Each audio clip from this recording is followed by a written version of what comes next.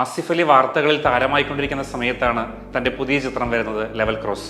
അതുകൊണ്ട് തന്നെ പ്രതീക്ഷയോടെയാണ് ആസിഫ് അലി എന്ന നടനെയും അദ്ദേഹത്തിന്റെ പ്രകടനത്തിനെയും കാണാൻ നമ്മൾ കാത്തിരുന്നത്.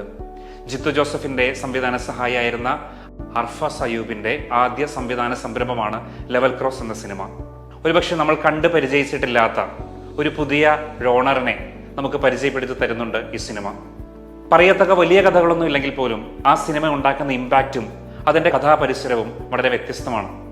ഒരു ലെവൽ ക്രോസ്, വല്ലപ്പോഴും മാത്രം ട്രെയിൻ വരും, അവിടേക്ക് ഒരു മനുഷ്യനും വരാനില്ല. പരന്നു കിടക്കുന്നതോ മരുഭൂമികളും. അവിടെ ഒറ്റയ്ക്കൊരു മനുഷ്യൻ, രഘു. അയാൾക്ക് ഒരു കഴുതയുണ്ട്. അതിനോട് മിണ്ടിയും പറഞ്ഞിരിക്കും.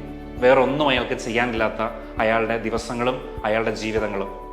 അയാൾ യൂണിഫോം ധരിക്കുന്നുണ്ടോ എന്ന് ചെക്ക് ചെയ്യാൻ ആരുമില്ലാത്തതുകൊണ്ട് അയാൾ തന്നെ ചെക്ക് ചെയ്യുന്നു. അയാൾക്ക് മെഡൽ വാങ്ങിക്കൊടുക്കാൻ ആരുമില്ലാത്തതുകൊണ്ട് അയാൾ തന്നെ മെഡൽ ഉണ്ടാക്കി കഴുത്തിൽ തൂക്കുന്നു. ഇത്തരത്തിലുള്ള ഒരു വ്യത്യസ്തമായ കഥാപാത്രം. ആ ലെവൽ ക്രോസിലേക്ക് ഒരു ദിവസം രാവിലെ ഒരു പെൺകുട്ടി എത്തിപ്പെടുകയാണ്. എങ്ങനെ വന്നു, എന്തിനു വന്നു, പിന്നിലെ കഥകൾ എന്തൊക്കെ?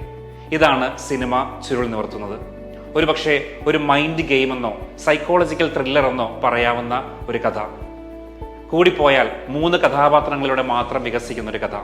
പക്ഷേ ഈ കഥ പറിച്ചു വെച്ചിരിക്കുന്ന ഭൂമിക ഏറ്റവും സുന്ദരമായ ഒരു ഏരിയ ആണെന്നുള്ളതാണ്.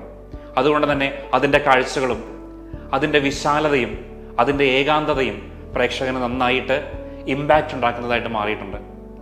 ഒരുപക്ഷെ അദ്ദേഹം തിരഞ്ഞെടുത്ത ഈ ഭൂമി തന്നെയാണ് ഈ സിനിമയെ ഇത്ര ഫ്രഷാക്കുന്നത്. ഛായാഗ്രഹണവും പശ്ചാത്തല സംഗീതവും എല്ലാം മികച്ചു നിന്നു.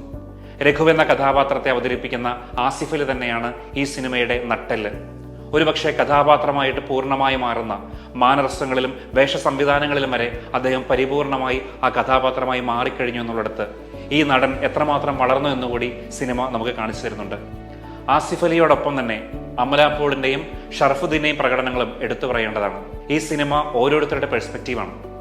ആര് പറയുന്നതാണ് ശരി, ആരുടെ കഥയാണ് സത്യം, ആരുടെ കഥയാണ് നുണ, ആരുടെ കൂടെയാണ് നിൽക്കേണ്ടത് എന്നൊക്കെ പ്രേക്ഷകനും അല്പം സംശയം ജനിപ്പിക്കുന്നു എന്നുള്ളതാണ് സിനിമയുടെ മാജിക്.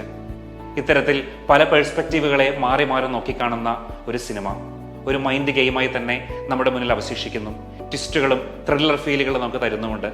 ഈ ഏതാനും ചുരുങ്ങിയ കഥാപാത്രങ്ങളിലൂടെ തന്നെ കണ്ടിരിക്കാൻ പാകത്തിനുള്ള ഒരു സിനിമയാക്കി ഇത് മാറ്റുന്നതിൽ ഇതിന്റെ മേക്കിംഗ് വലിയ വിജയം അർഹിക്കുന്നുണ്ട്. ഒരു ഷോർട്ട് ഫിലിമിനുള്ള കഥയാണെങ്കിൽ പോലും ഈ സിനിമ പരിചരിക്കുന്ന രീതി തരുന്ന ഫ്രഷ്നെസ്സും വളരെ വലുതാണ്. വ്യത്യസ്തമായ സിനിമകൾ ആഗ്രഹിക്കുന്നുണ്ടെങ്കിൽ പരീക്ഷിച്ചു നോക്കാവുന്നതാണ്.